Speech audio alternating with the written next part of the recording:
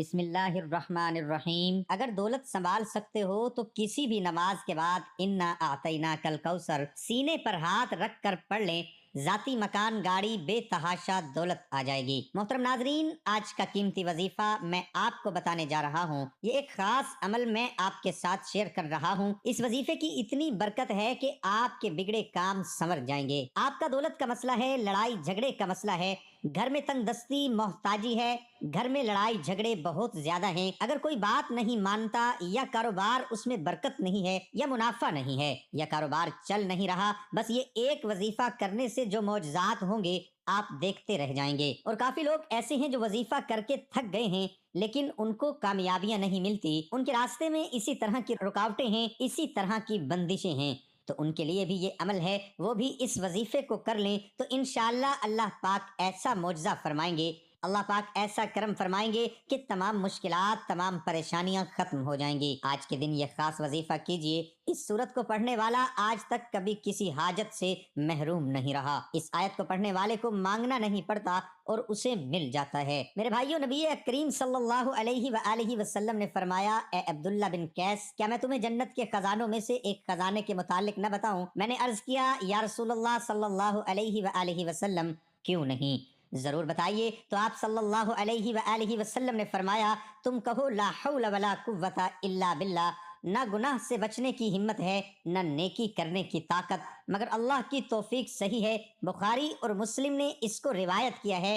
تو میرے بھائیو، آج کا یہ جو وظیفہ ہے، اس کو کتنی تعداد میں پڑھنا ہے، کس وقت پڑھنا ہے، اور اس وظیفہ پڑھنے سے کیا کیا فوائد آپ کو ملیں گے، آج کی اس خاص ویڈیو میں ہم آپ کو اس کے متعلق سب کچھ بتائیں گے۔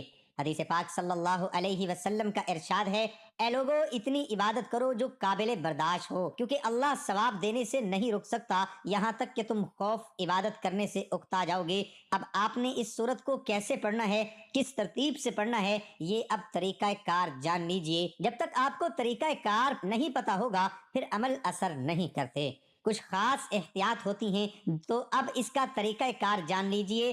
احتیاط میں سب سے پہلے یہ ہے کہ کس وقت آپ نے اس عمل کو کب کرنا ہے۔ دیکھیے، آپ فجر، ظہر، عصر، مغرب، عشاء، تہجد کسی بھی نماز کے بعد کر سکتے ہو، اس میں کوئی پابندی نہیں۔ جب بھی آپ کو وقت ملتا ہے آپ اس وظیفے کو کر سکتے ہو، اس میں کوئی پابندی نہیں ہے۔ کوئی بھی مرد کر سکتا ہے، کوئی بھی عورت کر سکتی ہے۔ اکثر کچھ مردوں کو بھی مشکلات کا سامنا ہوتا ہے، کیونکہ مرد بیچارے اپنی بیوی بچوں کے لیے، اپنا گھر پالنے کے لیے باہر محنت مشقت کرتے ہیں۔ اسی طرح کچھ عورتوں کو بھی بہت سے مسائل ہوتے ہیں، وہ بھی اس عمل کو کر سکتی ہیں، اور لازمی کریں تاکہ آپ کی زندگی میں آسانیاں آئیں۔ دولت، پریشانی، جو بھی آپ کا مسئلہ ہے، بس آپ نیت رکھ کر یہ پڑھو گے، یہ عمل کرو گے تو آپ کے مسائل حل ہو جائیں گے انشاءاللہ۔ اس وظیفے کی برکت سے اللہ پاک کی خصوصی رحمت ہوگی۔ عورتیں اس کو خاص ایام میں بھی کر سکتی ہیں، اس میں بھی کوئی پابندی نہیں ہے۔ اگر آپ کوئی عمل کرتے ہیں، کوئی وظیفہ کرتے ہیں، کوئی تسبیح کرتے ہیں، اس کے فوراً بعد بھی اس عمل کو کیا جا سکتا ہے، اس میں بھی کوئی پابندی نہیں ہے۔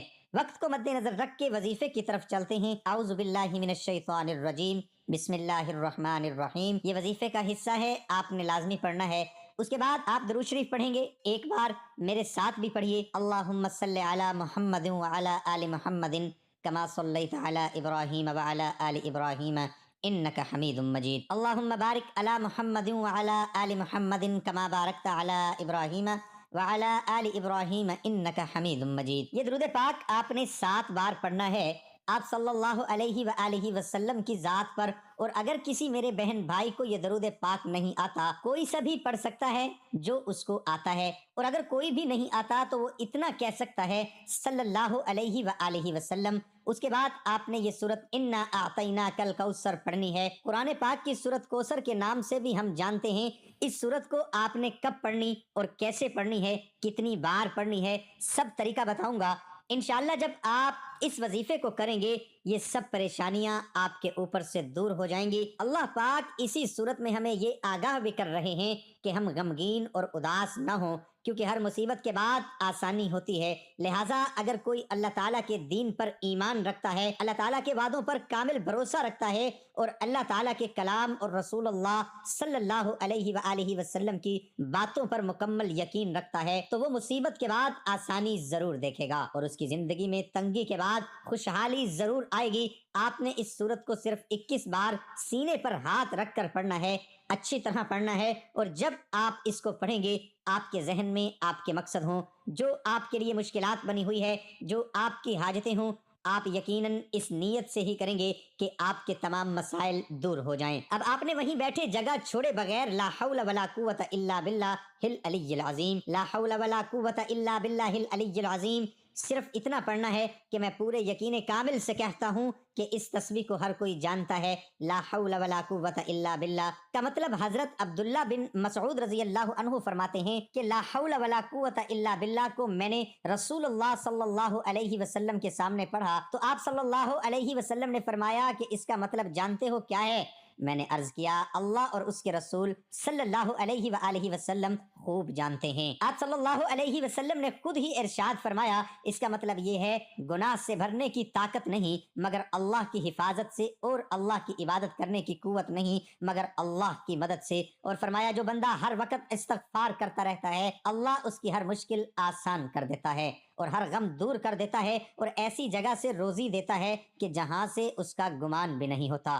اس کی آپ نے 100 دانوں کی ایک تسبیح کرنی ہے، اس کے بعد آپ نے دعا کرنی ہے سبحان اللہ یا رب کریم، یا اللہ آپ کو اپنی شان کریمی کا واسطہ ہم گناہ گاروں پر اپنے گھر کے دروازے بند نہ کر، ہم سیاکار ہیں لیکن ہیں تو تیرے ہی بندے، تیرے سوا ہمارا کوئی سہارا نہیں، یا ذوالجلال والاکرام ہم تجھ سے اپنے گناہ کی معافی مانگتے ہیں جو تنہائی میں کیا یا محفل میں کیا، نادانی میں کیا یا انجانے میں کیا، اللہ اپنی شان کریمی کے صدقے، اپنے کعبہ کی عظمت کے صدقے معاف کر دے۔ تمام دوستوں سے گزارش ہے کہ اللہ تعالیٰ کے 99 ناموں میں سے ایک نام ضرور ٹائپ کریں۔ اللہ ہم سب کا حامی و ناصر ہو۔ اللہ حافظ۔